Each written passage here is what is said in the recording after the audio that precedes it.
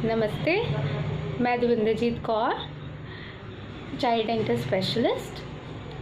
आज मैंने सोचा कि आपके साथ एक ऐसा टॉपिक शेयर किया जाए जो अक्सर हमसे पूछा जाता है और ये डाउट हमेशा सबके मन में रहता है कि क्या दांत के कीड़े को हम वापस से ठीक कर सकते हैं बिना कुछ इलाज कराए। तो हम आज इसी बात के लिए विचार करेंगे कि जो मैंने आज का इसका टॉपिक आज बनाया है वो है दांतों का कीड़ा, द बर्निंग ट्रेन। जो दांतों का कीड़ा है ये एक दीमक की तरह होता है। दीमक जैसे करता है ना कि कीड़ा लग जाता है, जैसे जब लकड़ को दीमक लग जाता है तो उसको टक टक टक करते हैं तो वो खोखला जैसा हो जाता है। तो हाँ, ये जो कीड़ा है दांत का वो भी इसी प्रकार का होता है। ऐसा नहीं है कि आपको कोई कीड़ा निकाल के दिखाएगा, वो कोई जैसे कॉकरोच है ऐसा आप सोचते हो शायद ऐसा कीड़ा होता है, ऐसा नहीं होता। आज हम जानेंगे अक्सर में कीड़ा कैसा होता है और कैसे लगता है। हमारे मुंह में जो बैक्टीरिया है वो पड़े रहते हैं, मतलब नॉर्मली होते हैं हमारे मुंह में जो बैक्टीरिया, पर इनको अगर ऐसा एनवायरनमेंट मिल जाए तो ये फैल जाते हैं और फैलते फैलते ये हमें नुकसान पहुंचा देते हैं। जैसे अब हम देखते हैं हमारे मुंह में एक स्ट्रेप्टोकोकस म्यूटेंस होता है और कैंडिडा अल्बिकन्स, पर हमें इतनी जानकारी लेने की ज़रूरत नहीं है। कहने का मतलब ये बैक्टीरिया हमारे मुंह में होता है जब पहले दांत आते हैं तो आना बढ़ना शुरू हो जाता है और ये रहता है मुंह में, नॉर्मली मुंह में रहेगा। आप मतलब ब्रश करोगे थोड़ी देर के लिए हट जाएगा, फिर इसकी परत हमारे दांतों पे लग जाती है, उसको हम प्लाक कहते हैं। जब हम मीठा लेते हैं हाँ, या फिर उसका फेवरेबल उसको मिल जाता है बैक्टीरिया को, तो वो क्या करता है इस चीज़ को पचाता है और क्या कहता है एसिड प्रोड्यूस होता है। जो एसिड है जो उसमें से निकला है खाने की वजह से, मीठे की वजह से, या जो भी हमने फर्मेंटेबल कार्बोहाइड्रेट लिया है, तो क्या करता है वो एसिडिटी क्या करती है, एक पीएच कर्व होता है, एकदम से पीएच बढ़ता है मतलब टूवर्ड्स द लोअर साइड जा रहा है, वो एसिडिक कंटेंट हो रहा है। मतलब नेगेटिव में कह सकते हैं कि टूवर्ड्स लेस देन 4 जाता है, ऐसे करके जाता है, फिर वो एकदम नॉर्मलाइज होना शुरू हो जाता है। तो जब वो पीएच लो होता है तो हमारे नॉर्मल बात कर रहे हैं, हम अभी कीड़े की बात नहीं कर रहे, नॉर्मली जब हम मीठा लेते हैं तो ऐसे होता है, कर्व नीचे की तरफ जाता है। उससे क्या होता है हमारे जो कैल्शियम या कितने भी आयंस हैं जो टीथ के ऊपर होते हैं वो बाहर की तरफ आ जाते हैं। फिर इसको कहते हैं डीमिनरलाइजेशन साइकिल। उसके बाद क्या होता है जब नॉर्मली हमारी बॉडी में ना डीमिनरलाइजेशन रीमिनरलाइजेशन चलती रहती है, तो वो जब 20 मिनट का साइकिल कंप्लीट हो जाता है वो अपने आप वो आयंस अंदर जाके बैठ जाते हैं, तो रीमिनरलाइजेशन, तो demineralisation remineralisation with in 20 minute से सेटल डाउन होकर हाफ एन आवर में जो ये साइकिल है कंप्लीट हो जाता है। पर ये साइकिल को बार बार स्टिमुलेट दिया जाए, हम बार बार मीठा खाई जा रहे हैं 20 मिनट के बाद साइकिल ब्रेक नहीं हो रहा। मोस्टली ये तब होता है जब हम क्या करते हैं, जैसे छोटे बच्चे ज़्यादातर ऐसे करते हैं कि चॉकलेट ले ली, थोड़ा सा खाया पॉकेट में रख लिया, चॉकलेट ले थोड़ी सी और खा ली, उससे क्या होगा ये साइकिल क्या होता है वो ब्रेक नहीं होता, मतलब वो स्टॉप ही नहीं हो रहा, तो ये एक तरह का पीएच मेंटेन रहना शुरू हो जाता है। तो ये फेवरेबल बार केरीज जो सॉलिड शुगर एक्सपोजर से, गुड़ हो गया, मीठा, कोई भी फॉर्म का मीठा कह रही हूँ मैं, ये टिपिकली शुगर नहीं कह रही कि चीनी ही है, हर तरह का फर्मेंटेबल कार्बोहाइड्रेट जो दांत के ऊपर चिपक जाता है उसके बाद ये फ़र्क पड़ जाता है।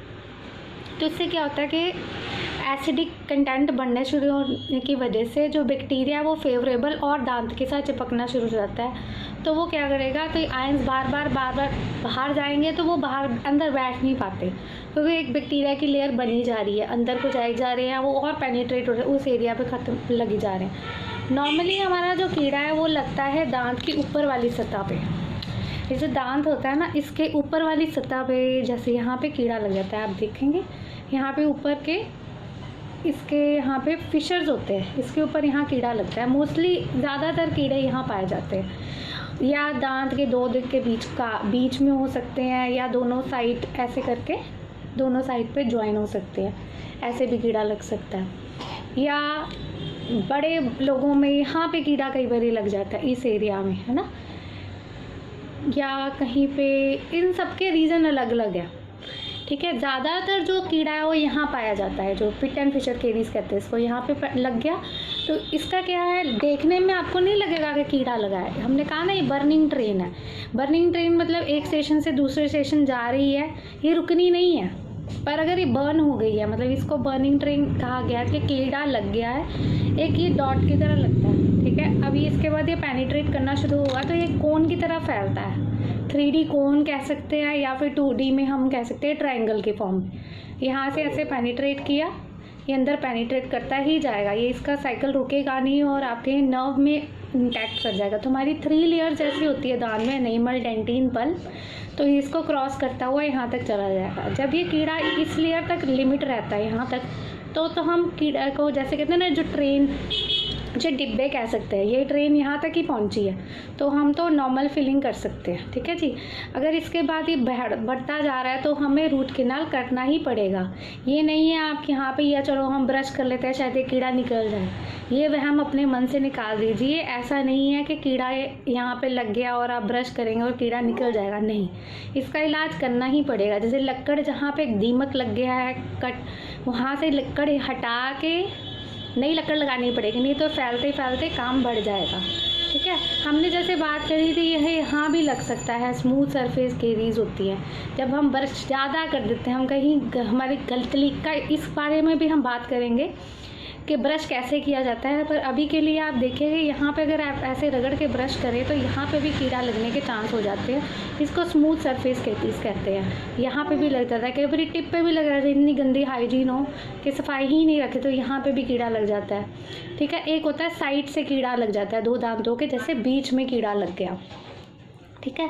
तो इसकी वजह से क्या होता है, यहाँ भी कीड़ा लग सकता है, तो हर तरह का कीड़ा हो सकता है। पर हाँ, ट्रीटमेंट हमने आपको बता दिया, जो ट्रेन के डिब्बों की तरह बर्निंग ट्रेन हमने कहा, अगर सिर्फ ऊपर तक लिमिटेड है तो हम इसको फिलिंग कर सकते हैं।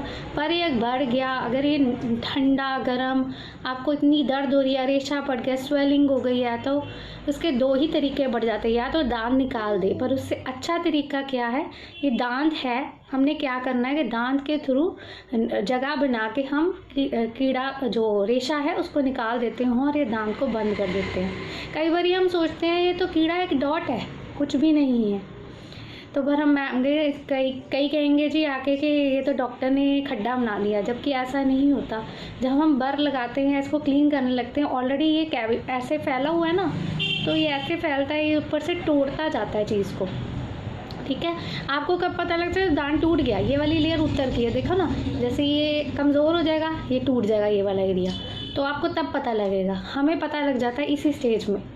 तो अगर इसीलिए कहते हैं अर्ली डेंटल एग्जामिनेशन कराया जाए, अपने चेकअप करवाते रहना चाहिए ताकि टाइमली ये पता लग जाए। और ये बर्निंग ट्रेन है, जैसे बर्निंग ट्रेन में वो मूवी में कैसे था कि वो गई थी, वो एक्सप्लोड होने लग गए थे लास्ट वाले डब्बे, ऐसे ही है। स्टार्टिंग में अगर टाइम से पता लग जाएगा, पहले स्टेशन पे ही हम उसको रोक के भराई कर सकते हैं।